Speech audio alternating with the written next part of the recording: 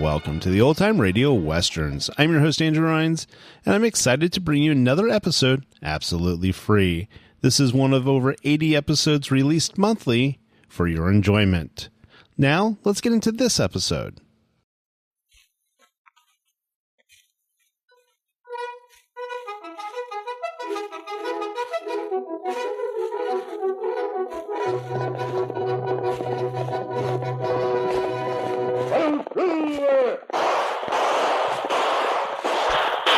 A fiery horse with the speed of light, a cloud of dust, and a hearty hi-yo silver, the Lone Ranger.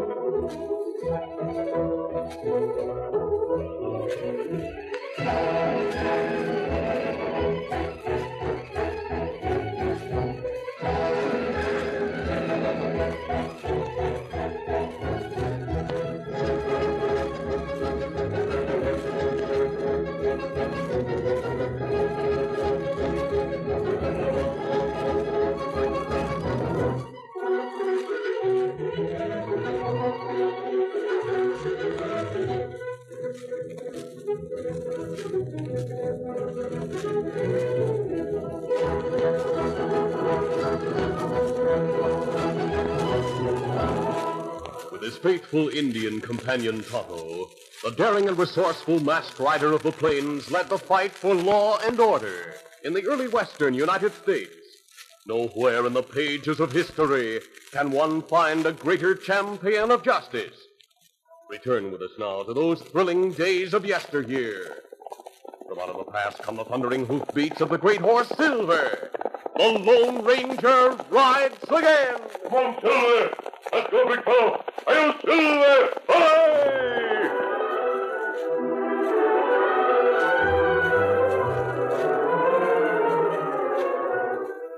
Ed Banning, half-owner of the Circle B Ranch, stopped on the short main street of the town to speak with his friend, Hoke Sterling. Well, I'm glad to see you, Hoke. How are you? Heading for the general store? Yep. I'll walk along with you. I'm glad to have you, Ed. Ranch still getting bigger every day? Well, pretty much so. My brother Tom and I still argue day and night about it, but we make out anyways. Nobody thinks you mean it when you fight. You going over to Tom's Cafe now? No, we only talk business at the ranch. The cafe's his private business. I'm going over to talk with that lawyer fella, Vince Taylor. He and I are going to get together on some legal business. Vince Taylor and Chuck Griffin, his lieutenant in charge of extra-legal affairs, were talking in Taylor's office when the lawyer saw the ranchman crossing the street. He turned to Chuck. Here comes Ed Banning. I want to see you here. Stay in the next room while I talk to him. Yeah, sure thing, boss. Make sure you talk him into selling the Circle B to you. Vince Taylor welcomed Ed Banning into his office, offered him a cigar, and then eyed the older man. I received your note, Mr. Banning. I hope you and your brother may have decided to accept the offer I made you for the Circle B. Well, you'd better bury your hopes, Taylor. We won't sell. Oh? I don't see why you want that ranch anyway. You've got yourself a nice lot of land as it is. Well, a man always wants more, you know. Especially in cattle country that's the best in the West. Well, I aim to see that the Circle B stays in the Banning family as long as the West is cattle country. That's why I'm here to see you. Let's get down to business, eh? Oh, yes. What is it you have in your mind, Banning? I want you to fix up a will that'll give my interest in the Circle B to my son, Joe. Your son? Why, I didn't know you had a son. Most people around these parts do. And you've been here a shorter time than the rest. Folks sort of think not. Yes, I thought that myself. Well, we're not. There's my boy Joe. His mother died 7 years ago when Joe was 17. We were living over in the territory then with no idea coming to these parts and ranching. I see. Joe's ma was a good wife to me. But I got to admit she was a tartar. Had a temper like lightning and a tongue 10 times as fast. Joe took his handsome looks from me, but doggone, he took his temper from her. Yeah. Sophie was one of them straight-laced women. Hated drinking and gambling and all the rest. Joe was just like her that way, too. She raised him never to like his uncle. That's my brother Tom. On account of Tom was always trafficking in what she called the devil's wares. You mean like the cafe he runs here? Yeah. Only it never did occur to her that a man could run a good, clean cafe like Tom does. Yes, I know, Benny. What about your son? Oh, sure, you want to know about him. Anyways, when I made up my mind to come over here and join Tom after Sophie died, young Joe was all against it. Wouldn't hear of my having traffic with a bad man like my brother. Well, I tried to reason with him that Tom and I could do big things together, and, well, it doesn't matter what I told him. All I know is he ran away from home, and before I knew what happened, he was in the army. He was discharged last week after 2 hitches. And he's coming here to join you. Right. I got a letter from him yesterday. That's when I sent you word I'd be here. I want him to feel that he ought to stay with his old dad now that he's sort of relented a bit and he's coming on to see me. Well, I can't arrange the agreements and the papers that you want immediately, Mr. Banning. You know that. Yes, yeah. You can have them ready in 3 days, though, can't you? Joe will be here about that. Oh, yes. I should be able to arrange things in 3 days. Yeah. Have you told your brother about Joe's coming in? No. I thought it could wait until I got your advice. We've talked it over kind of general-like in the past, though. Tom likes the boy. He's ready to arrange things the way I say. Well, I suggest you put off telling your brother until I get a rough draft of the arrangement ready. How long will that take? Oh, I'll have it ready for you to study sometime tomorrow afternoon. Fine. Now let's find out exactly what property you own and how the ownership of it is divided. Banning and Taylor talked for more than an hour. When the rancher had left, the lawyer walked to the door that led to the other room and opened it. He called to his man, Chuck Griffin. Come on out, Chuck. Well, boss, that was the first time I ever knew that Banning had a boy. Oh, you heard everything we said then, did you? Yeah, up until the time you started getting legal. I sat back and waited. Well, I don't have to tell you anything at that rate. All I have to do is give you orders. Orders like what? Like where to kill Ed Banning, what to do after you've finished the job. You're going to kill Banning? Oh, not personally, no. You're going to do that. I don't get it, boss. What good will it do you having Ed Banning killed? You'd like to own the Circle B, I know. What's the matter, Chuck? I have it all figured out in my mind. It came to me in a moment. Yeah, still I can't see where you gain if he's dead. His brother will, maybe, or his son is. That's what I want. I may have to wait a year, perhaps 2, but I'm in no hurry. If Tom Banning and his nephew Joe aren't dead in that time, then... Oh, you're going to get rid of them, too. Yeah. Well, they'll do that themselves, with perhaps some help from the law. You'll see the completeness of my plan as time goes on, Chuck. However, it starts at once, tonight. That's when you kill Ed Banning. You may need help. I'll use Jip McCrory. He's a good man.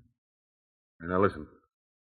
Tom Banning doesn't wear his holster around the cafe, does he? Oh, no. He leaves that and the gun hanging from the side of his desk in his office. Yes, that's what I thought. Well, you're going to start a fight in Banning's place tonight. While you do that, have Jip McCrory go around the back way and get the gun. Jip McCrory had left Chuck Griffin in front of Tom Banning's cafe. Then, walking in the shadows, he went to the rear of the building and stood in a spot where he could look into Banning's office. When, after a few minutes, he saw Tom Banning leave his desk and hurry to the door connecting his office with the front of the cafe, McCrory let himself in the rear door. The terrible din and the shouting of angry voices from the cafe was all Gyp McCrory had to hear. There could be no doubt about it. Chuck had started his fight on schedule. Gyp tiptoed into the office. He could see Tom Banning in the cafe, rushing into the center of the free-for-all fight. McCrory ran to the desk and removed from the holster hanging over the side a black Colt .45. He put it in his pocket, ran across the room again, and let himself out the door and into the night.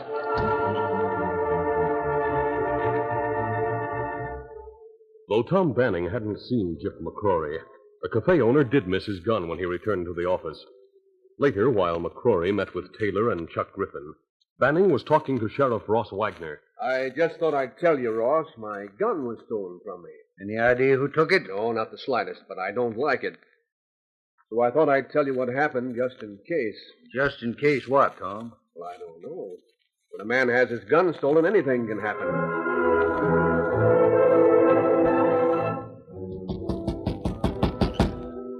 It was after midnight when Gyp McCrory, his face covered with a bandana, pounded on the rear door of Ed Banning's Circle B ranch house. He saw the glow of a light in the bedroom, and then watched as the light moved into another room, the one with which the door he pounded on. He turned to the other masked figure behind him. Here he comes, Chuck. Get ready. I am. Who's that pounding against the door out there? Me, Banning. I got a message for you. Open up. What is it you want? I shoot him, Chuck. You got him. Sheriff Ross Wagner received word from the coroner next afternoon. Ed Banning had been shot by the bullet from a .45. 45, eh, Coroner? Yeah. Ed's brother Tom had a 45 stolen from him last night. At least he said it was stolen. Is that so? What do you think about it? Well, I don't know. We'll have a citizens committee meeting. I'll tell them. Me, I believe whatever Tom Banning tells me. Let's see what the citizens committee says. The committee members were told of the stolen gun, but collectively they agreed with the sheriff. Indictment for murder was recommended, and it was found that the deceased met his death at the hands of a person or persons unknown. Chuck Griffin was surprised. Alone with Vince Taylor, he said, Hey, that's not good, boss. You're one of them to say Tom Banning killed his brother. That's why you had to steal his gun, isn't it? No, it's not. I have other plans in mind. Joe Banning arrives here tomorrow. You're going to meet him. The next morning, in a camp he had pitched outside town on the evening before, the Lone Ranger heard Tonto report the information he'd received when he was at the general store earlier. So Ed Banning was killed. They don't know who did it. Not right, Kimosabe. People say brother do it. The committee would have indicted him. That's what he did. I know Tom Banning. He's a good man. I don't mean to see him made the victim of a mob. You going to help him? Evidently, he doesn't need it yet, but he might. We're going to be ready if he does. Tonto, we're going to town. Easy, steady. Honestly, fella.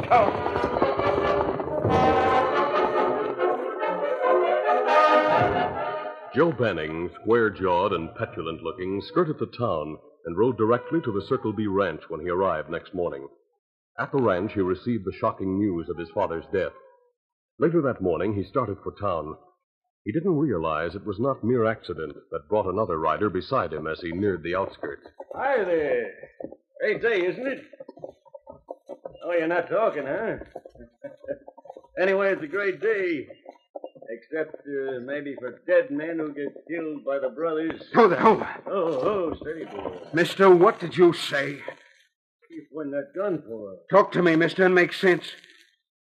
What's that you said about men killing their brothers? Oh, it's nothing you'd know about. You're strangers. It's just that a fella named Ed Bannon was murdered, and everyone figured his brother Tom did it. You'll get the ranch now, That boy. filthy, gin-swilling murderer. Get him! Hey, where you going? To town.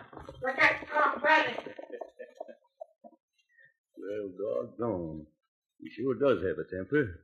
Way his eyes flash, and the way he drew his gun. And Taylor sure was right. The world will be rid of Tom Banning before the day's through, and the boy will be hanging before the week is out. Come on, get up there, boy. Get up.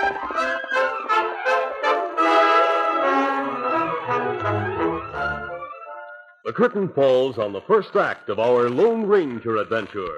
Before the next exciting scenes, please permit us to pause for just a few moments.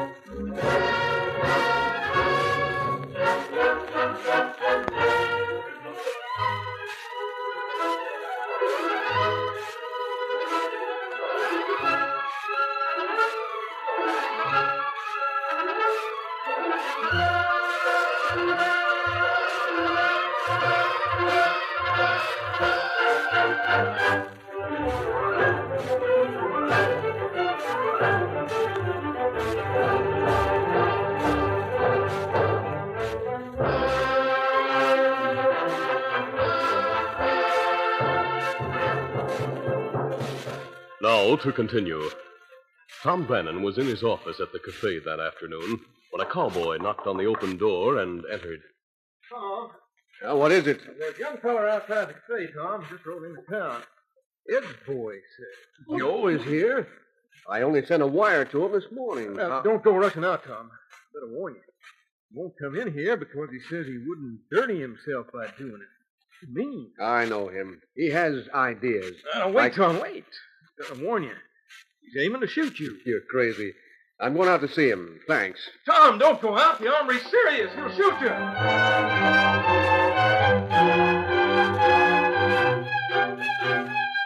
The Lone Ranger and Tonto had been near the town a few hours, keeping in the background always. They had learned nothing pertinent regarding Ed Banning's death, and now they were skirting the main street when they saw a circle of men gathering along one side of the dirt street. A young man, his square jaw set and his eyes glaring in cold fury, held his right hand on his gun holster. He stood in front of the crowd, and he faced the entrance to Tom Banning's cafe. I don't like the looks of this, Tonto. Crowd's so intent on the boy they won't notice us. Let's get up close and learn what's going on. Chuck Griffin had taken a shortcut to town and spread the word around that Joe Banning intended to have a showdown with his uncle. Now, as the boy waited facing the cafe, Tom Banning stepped out. He looked amused and surprised as the boy stepped forward. Hello, Joe. What's the matter with you? Reach for your gun. You killed my father, didn't you? You killed my father so you could take over his ranch. Joe, you're insane. You don't know what you're saying. Now put away that gun. Only after I've killed you. But I'm not going to do it in cold blood. I'm giving you a chance. I'll give you 3 to draw your gun. Joe. 1. Joe, I won't fire. I won't draw. Get better. I'm going to shoot. 2. You're insane, Joe. 3. Don't. A shot rang out, but it was not from Joe's gun. His revolver was shot out of his hand as a bullet from the crowd hit the barrel and sent it spinning to the ground. Then the marksman stepped from the rear of the pop-eyed mob, his eyes clear, flashing through the slits in his mask. Don't try to reach for that gun, son. Look, he's wearing a mask. Yes, I am. Don't get any ideas. That goes for all of you.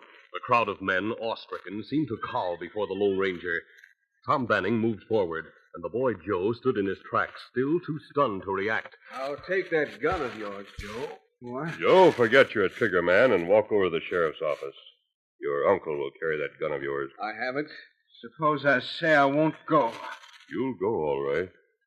Won't you? Yes. Yes, I'll go. The boy left without hesitation as the crowd parted to allow the magnetic man in the mask lead the way to the sheriff's office. Tonto had been sent by the Lone Ranger to look for Sheriff Wagner a second after the masked man shot the gun from Joe Banning's hand. Now the lawman had returned, and a long talk had taken place between Wagner, Joe Banning, and his Uncle Tom. The Lone Ranger left when the sheriff arrived, and it was of him that Wagner now spoke. I know the masked man's reputation, and I'm glad he was here while I was away.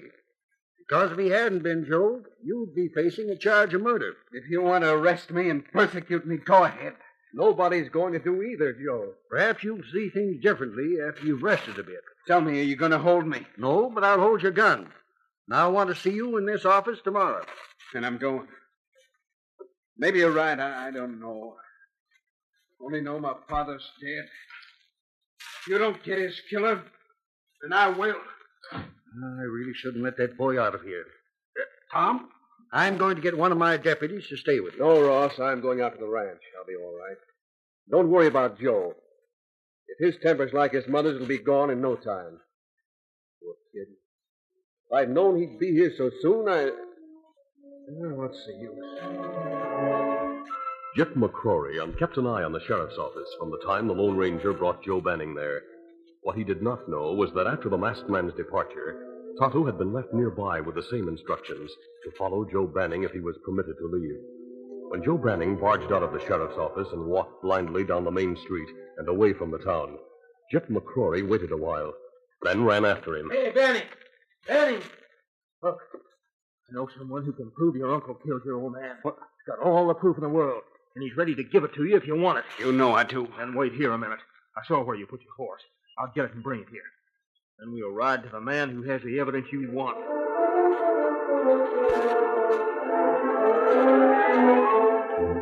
The man with the evidence was lawyer Vince Taylor. He showed Joe Banning his uncle's Colt 45 as Chuck Griffin and Jip McCrory stood by. Chuck found this where your uncle hid it. Yeah, that's right. Why didn't you tell the sheriff that? Well, I did, but he's in with your uncle. So's that masked man that shot at your gun. They're all together. That's it, is it? Like I said, they're all crooks. Why did they want Dad killed? For his ranch. What else? Your uncle killed your father because he wanted everything for himself. You may have to cut in the sheriff and the masked man. I'll kill them. I'll kill Uncle Tom for sure this time.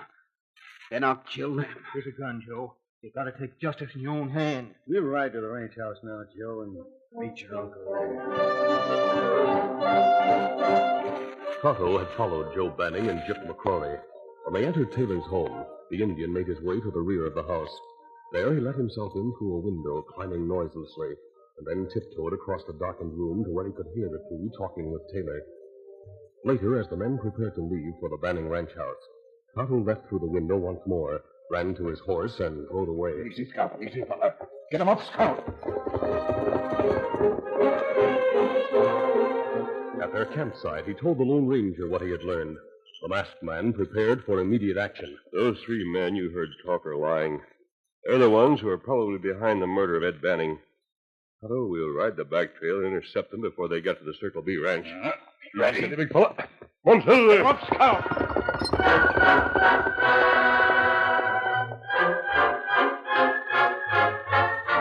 Chuck Griffin, riding slightly in front of Joe Banning and Jip McCrory, led the way around the moonlit road where it circled Jutting Rock. The masked man and the Indian seemed to come from nowhere, and their horses were upon the trio before the latter could draw. All right, all of you. Get your hands up. Hey, what's up? It's that masked man again. You'll not make me put my hands up. Don't you reach, Chuck, or you'll get the same. Me got gun against back. Drop gun. Yeah, there. Yeah, I'll drop mine. You too, Joe Banning. There. You're going to kill me now, I suppose. No, you're like a child who deserves a licking. I'll not shoot you. My wrist is bleeding. You'll live. At least until I learn what this conspiracy is. Tonto, ask the sheriff and his men to come to Vince Taylor's house at once. Tom Banning's there. Bring him. I'll not do anything until you return with him. Me know. Get him up, Scout. All right, Banning, Chuck, ride in front of me. We'll take the back trail. Start going. Get up there. Come on, get up there. Come on, Silver.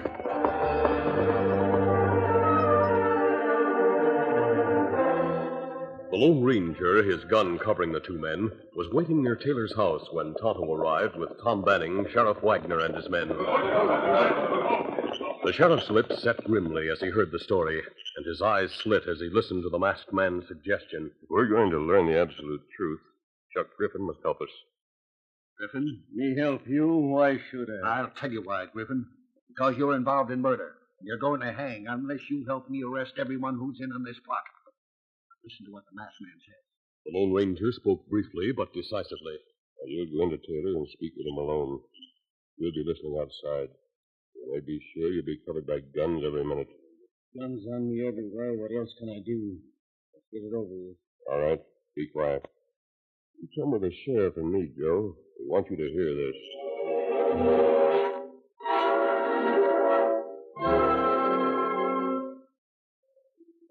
Vince Taylor was visibly surprised when Chuck Griffin entered his house a short time later. Chuck, you're back so soon. We see. Oh, boss, we did it. Yeah, we did it. So quickly? You killed Tom Banning? Chuck, you let the boy do it, I hope. Oh, yeah, the boy did it. Joe shot him dead, like you wanted to. Perfect. I thought maybe you'd have to do the job yourself, as you did on Ed Banning. Hey, boss, don't say that. Why are you acting so frightened? Not like you. Don't forget, Chuck, the big part of your job comes now. You've got to go into the sheriff and tell him that you saw the boy shoot his uncle in cold blood.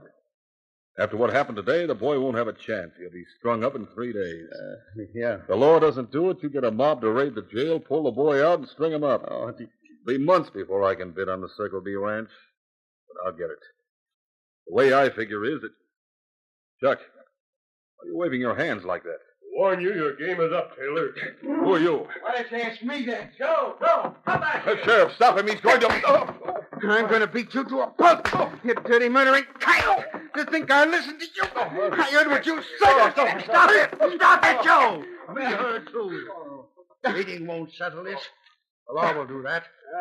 Taylor, you and Griffin are under arrest for murder and conspiracy. Take them away, men.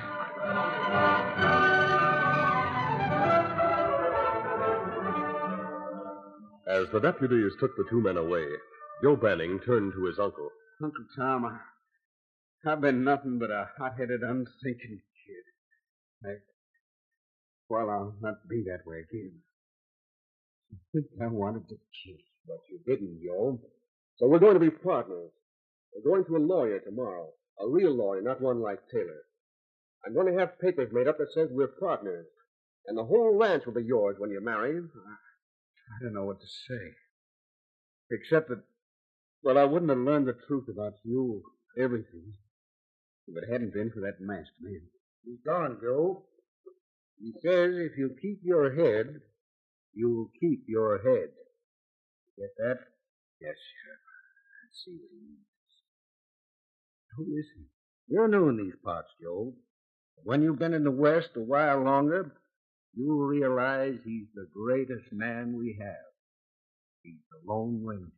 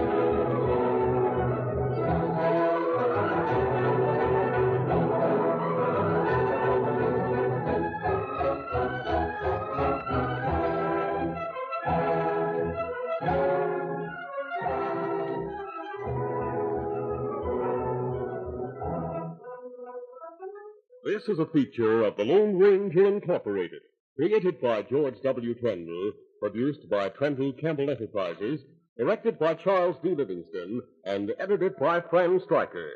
The part of the Lone Ranger is played by Grace Beemer.